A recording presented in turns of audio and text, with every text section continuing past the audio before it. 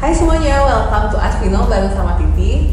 Di segmen ini kita akan tanya jawab dan diskusi tentang finansial buat milenial bersama dengan ahlinya.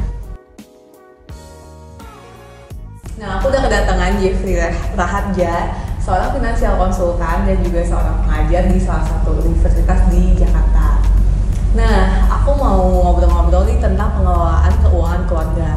Karena pastinya pada saat masih single dan udah berkeluarga itu cara pengelolaan keuangannya itu pasti beda kan, karena udah nambah anggota keluarga nih. Nah, jadi aku mau tanya nih, pos-pos apa aja sih yang harus ada di pengelolaan keuangan keluarga ini? Ya, jadi sebenarnya gini, bagi teman-teman milenial yang sudah berkeluarga, konsepnya itu sebenarnya sama dengan yang masih single.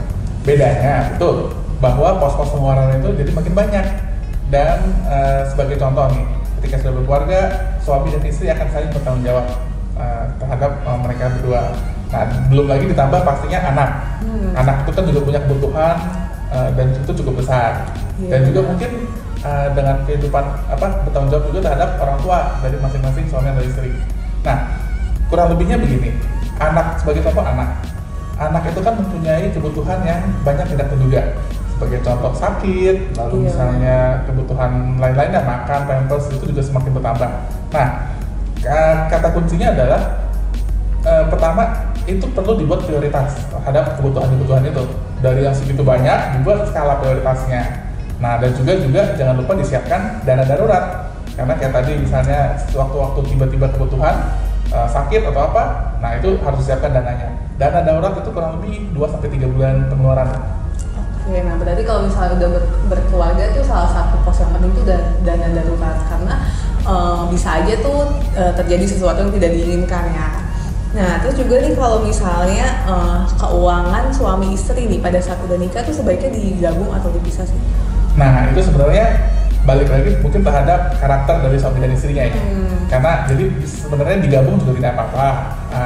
Nah, bisa juga dipisah. Tapi alasan utamanya kalau dipisah misalnya takut salah satu misalnya antara suami atau istri ada yang suka kebablasan atau sangat boros. Nah, itu menurut saran saya adalah sebaiknya dipisah. Oke. Penting nggak sih punya asuransi di dalam sebuah keluarga? Ya, asuransi itu kan pada prinsipnya perlindungan ya. Jadi melindungi keuangan dari keluarganya.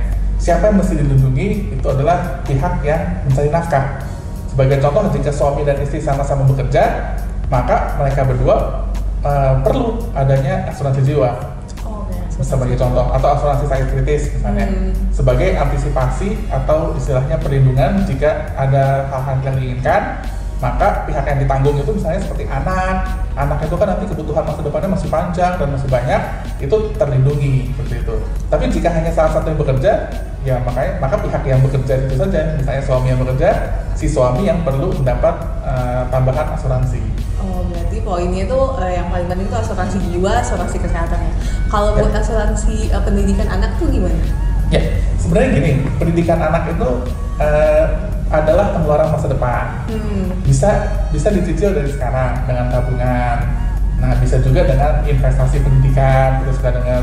Nah, salah satu bentuknya lagi itu adalah investasi, tapi yang dibungkus asuransi juga. Jadi sebenarnya itu juga baik. Jadi menabung, menginvestasikan untuk pendidikan anak, tapi juga sekaligus mengcover aspek perlindungannya.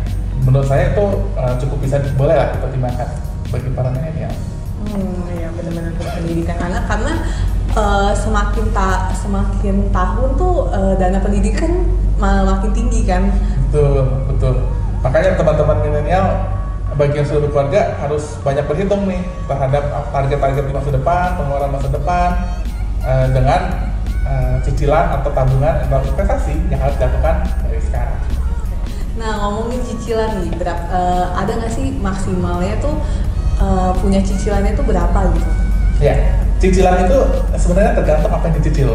Nah, kalau mencicilnya rumah itu kan bisa dibilang investasi. Tapi kalau cicilan konsumtif itu menurut saya kalau bisa seminimal mungkin seperti itu. Atau kalau perlu tidak ada cicilan konsumtif. Konsumtif itu seperti apa sih? Kayak misalnya beli pakaian misalnya. Pakai nyicil. Atau liburan yang dalam seminggu habis itu. Menurut saya cicilan-cicilan yang bersifat konsumtif itu perlu dikurangi atau dihindari sama sekali. Oke, kalau investasi nih, kan kalau misalnya udah berkeluarga juga pasti kayak mempertimbangkan resiko nih. Nah, yang investasi yang cocok itu apa ya kalau misalnya udah berkeluarga? Ya, bagi teman-teman Vino yang sudah berkeluarga, investasinya mungkin profilnya agak sedikit berbeda nih dengan teman-teman yang masih single atau belum berkeluarga. Benar-benar. Kalau masih single, pasti yang penting adalah jangka panjang mencari return setinggi-tingginya. Kalau untuk keluarga, hati-hati, tidak karena investasi yang memberikan return tinggi itu kan resikonya juga tinggi ya. Sedangkan bagi keluarga kan harus ada suatu keamanan juga. Jadi itulah teman-teman Vino mesti pertimbangkan bentuk-bentuk mungkin reksadana, tapi reksadana mungkin jangan yang saham, tapi reksadana yang ada pendapatan tetapnya supaya lebih stabil. Seperti itu. Mungkin bisa dikombinasikan dengan deposito atau emas yang lebih liquid dan stabil seperti itu. Jadi emang harus cari yang lebih stabil ya. Nah, terus kalau misalnya punya utang nih, itu harus lebih dahuluin lunasin utang dulu atau investasi dulu atau dua-duanya bisa sama-sama jalan nih? Ya, sebenarnya kalau hutang kartu kredit, hutang cicilan konsumtif sebaiknya lunasi segera. Gitu. Tapi kalau hutang-hutang yang bersifat investasi seperti KPR, KPA untuk apartemen, nah itu mungkin bisa di-maintain saja nggak masalah sepanjang profilnya jumlah cicilannya tidak memberatkan seperti itu. Oke, jadi buat yang udah berkeluarga terus misalnya punya utang KPR terus tapi mau investasi tetap dua-duanya bisa jalan. Betul. Nah, terus kalau misalnya untuk persiapin dana pensiun ya, kalau misalnya udah berkeluarga kan pasti mikirnya lebih ke jangka panjang ya nih. Kalau buat persiapin dana pensiun tuh baiknya tuh bikin tabungan atau diinvestasiin aja nih biar nilainya jadi bertambah. Ya, kalau pensiun itu kan bagi teman-teman milenial terutama itu kan masih lama pastinya.